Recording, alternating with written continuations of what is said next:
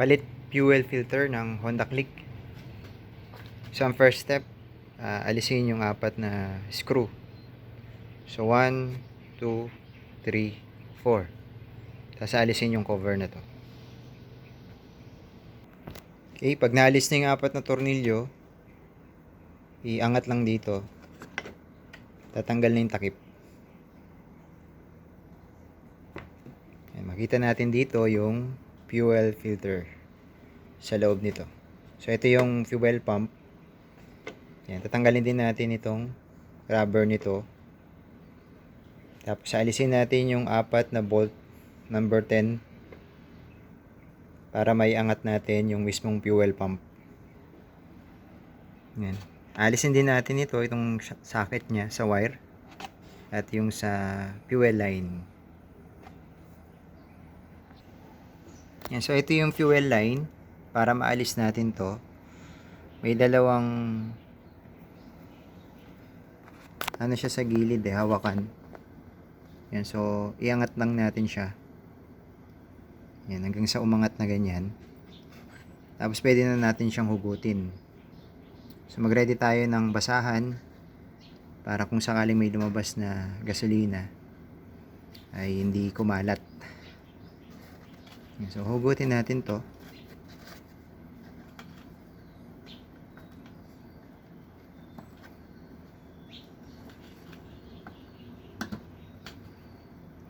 Yan, medyo maigpit siya sa paghugot.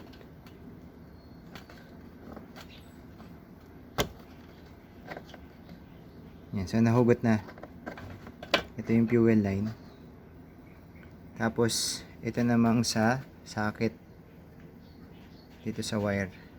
So pipress natin ito. Yan, pagka-press natin, i-wiggle natin ng konti. Tapos pahila. Yan, so natanggal na siya. So itabi muna natin siya.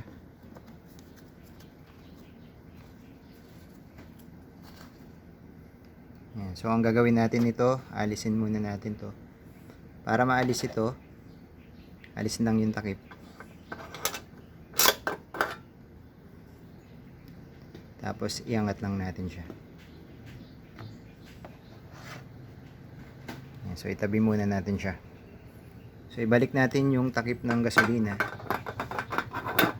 para walang pumasok na dumi. So alisin natin ngayon yung 4 na bolt number 10. Yan, so alisin natin yung 4 na bolt. Yan, so maluwag na siya. 4 na bolt yan.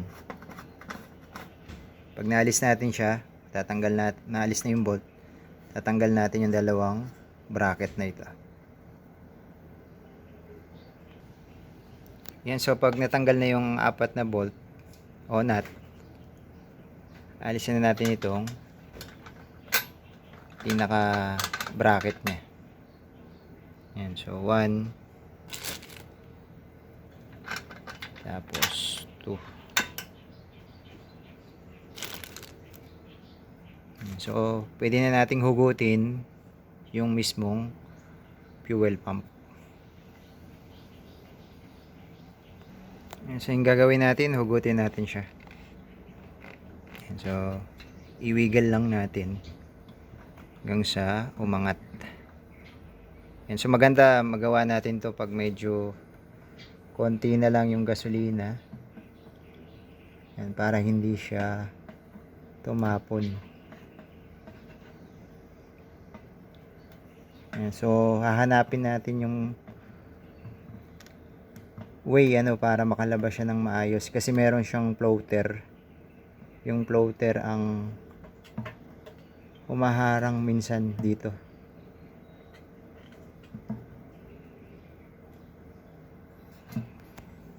Yan, so isa-side natin siya. Yan sa lumabas.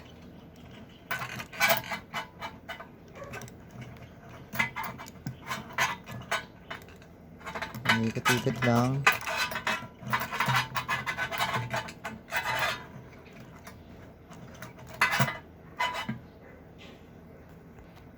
So ikot-ikot lang sa side natin na ganon.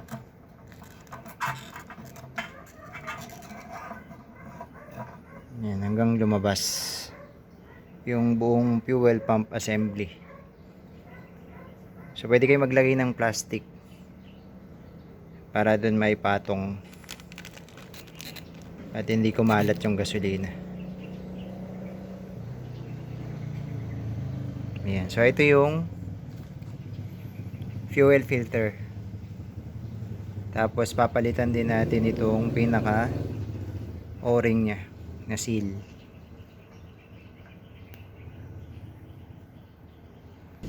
Yan, so ito yung bagong fuel filter. Yan, may o-ring na siya na maliit na kasama. Tapos ito yung o-ring na malaki. Yan, so yung papalitan. Yan, so pagpapalitan natin yung pinaka fuel filter, meron siyang dalawang lock.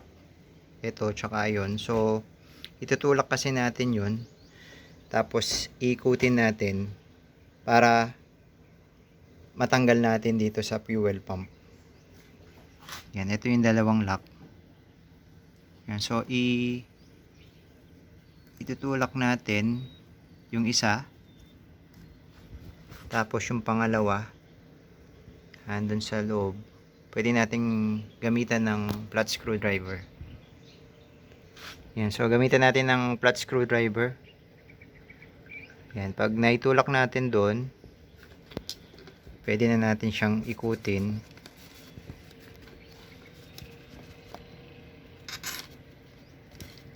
At iangat. Yan. So ito yung fuel filter na luma.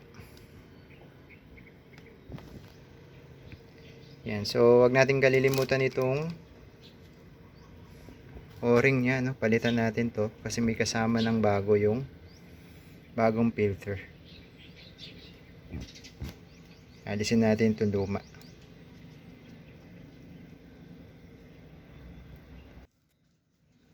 Yan, so pag ibabalik natin siya, so ito yung posisyon. Yan. Tapos ito i-twist natin siya pa ganun.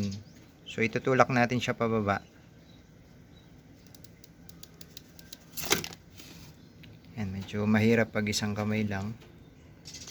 Yan, so ipupush natin siya pababa. Tapos itulak natin siya counterclockwise hanggang sa maklip ito, tsaka yung sa kabila. Yan, so pwede na natin siyang ibalik. Yan, so pag ipagbabalik natin, palitan natin yung mismong o-ring na malaki bago natin ilagay mismo yung fuel pump. Okay, sa pagbabalik, unahin natin yung floater. Yan, ganyan posisyon. Ayan, tapos ipasok natin. Ayan, tapos hawakan natin yung pinaka fuel filter. Ayan, hanggang may pasok siya. Ayan, ganun lang siya ka-smooth ipasok. Ayan, so ibabalik natin yung dalawang bracket tsaka yung apat na tornilyo, yung nut tsaka yung takip. Okay na siya. Yan, dalawang nakasaksak dito, yung sa wire tsaka yung sa fuel line.